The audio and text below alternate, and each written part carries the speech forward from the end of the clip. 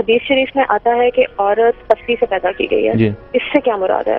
اچھا حضرت آدم کی پسلی سے کس طرح سے مجھے یہ چیز اگر غامدی صاحب تھوڑا سا اس پر تھوڑی سی ٹھیک روشنی ڈالیں تو. یہ روایت اس طرح نہیں ہے، اس میں عورت کو پسلی سے تشبیہ دی گئی ہے. بعض لوگوں نے اس تشبیہ کو غلط طریقے سے سمجھا ہے. اس میں یہ بتایا گیا ہے، اور یہ عربوں کا خاص اسلوب ہے کہ وہ جو آپ کے سامنے عام چیزیں ہوتی ہیں انہیں سے تشبیہ دے کے بات سمجھاتے ہیں. قرآن مجید میں بھی یہ تشبیہات ہیں، کلام عرب میں بھی ملتی ہیں. تو یہ تشبیہ دے کے بتایا گیا ہے. روایت اگر درست مان لی جائے، روایت پر بھی بہت کچھ جر و نقد ہے، لیکن اگر اس کو درست مان لیا جائے تو اس میں در حقیقت یہ بتایا گیا ہے کہ عورت کا معاملہ ایسا ہے کہ اگر آپ اس کو کسی چیز کا پابند کریں گے یا سختی کے ساتھ معاملہ کریں گے تو آپ اس کو توڑ دیں گے. اس کے ساتھ ساتھ آپ کو معاملہ کرنا پڑتا ہے.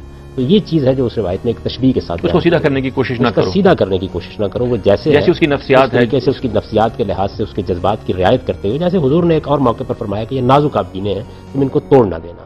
تو یہ بات اگر روایت کو صحیح مان لیا جائے اور اس پر اس جر و نقد کو نظر انداز کر دیا جائے تو آپ زیادہ سے زیادہ کہہ سکتے ہیں. لیکن یہ کوئی روایت آتی ہے نا اس میں غالباً بائبل میں، جہاں یہ پسلی کا مسئلہ وہاں پر بھی بیان جی وہاں پر بھی میرا نقطہ نظر تو یہ ہے کہ یہ در حقیقت یوں ہوا ہے کہ جس طرح اب ہمارے ہاں پیدائش ہوتی ہے، یعنی ماں باپ کے باہمی تعامل سے بچہ پیدا ہوتا ہے اور وہ ماں کے پیٹ میں پرورش پاتا ہے. تو ابتدائی دور میں جب اللہ تعالیٰ نے دنیا کو پیدا کرنا شروع کیا تو جتنی انواع ہیں وہ ساری کی ساری زمین کے پیٹ سے پیدا ہوئی. جیسے قرآن کہتا ہے نا انبتکم من الارض نباتا، اس طرح پودے نکلتے ہیں میں نے تمہیں اگا دیا زمین کے اندر سے.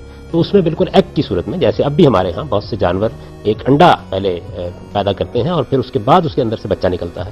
تو یہی طریقہ زمین کے پیٹ میں قرآن سے معلوم ہوتا ہے کہ اختیار کیا. تو میرا رجحان یہ ہے کہ ٹوین پیدا ہوئے ہیں آدم و حوا، اس سے یہ تعبیر چل نکلی کہ پسلی سے پیدا ہوئی.